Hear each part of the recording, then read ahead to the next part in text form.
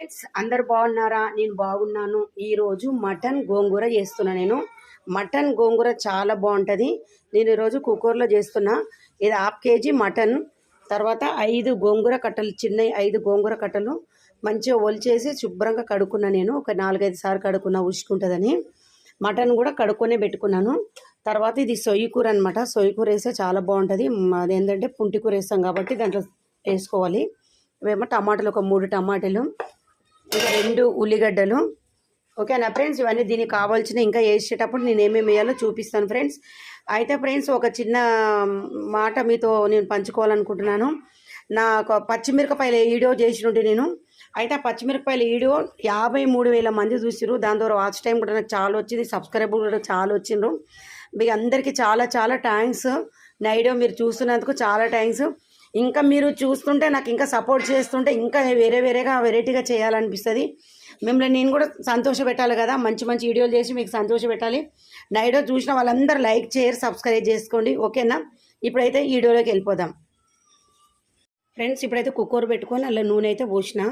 ఇప్పుడు కొంచెమంతా సాజీరా పట్ట, కొంచెమంతా ఇలాచి, లవంగాలు వేసుకున్నా. ఇప్పుడు ఉల్లిగడ్డలు కూడా వేసేస్తున్నాను ఇందులో.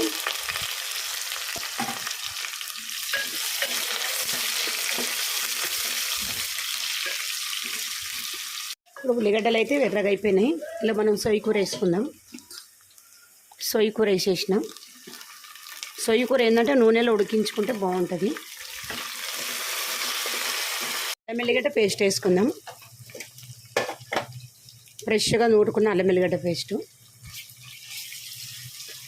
వేసేసుకుందాం.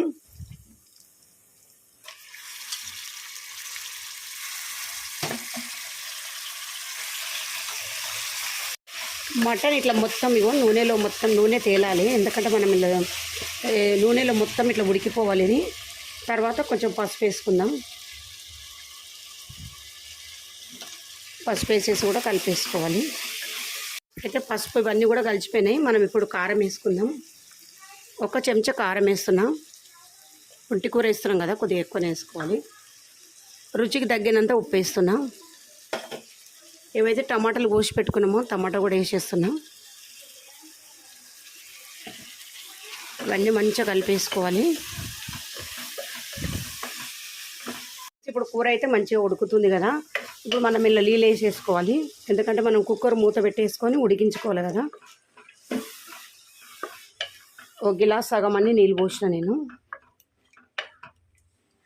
ఇప్పుడు దీన్ని మూత పెట్టేసుకోవాలి.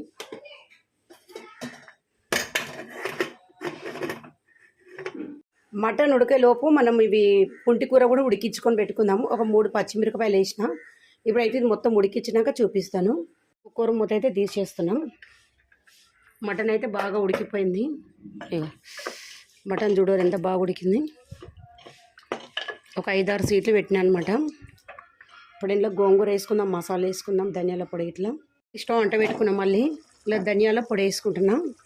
1 చెంచా ధనియాల పొడి, జీలకర్ర 2 జీలకర్ర, ధనియాల పొడి 2 నీళ్ళని. కొద్దిగంట గరం మసాలా వేసుకుందాం. కొంచెం గరం మసాలా ఇవన్నీ వేసేసి మసాలా అంతా మంచిగా ఇట్లా కలిపేసుకోవాలి. ఇందాక ఏదైతే నేను గోంగూర చూపించినానో ఇంకా ఇట్లా మెత్త ఉడకబెట్టుకున్నా, ఇది వేసేసుకుందాం.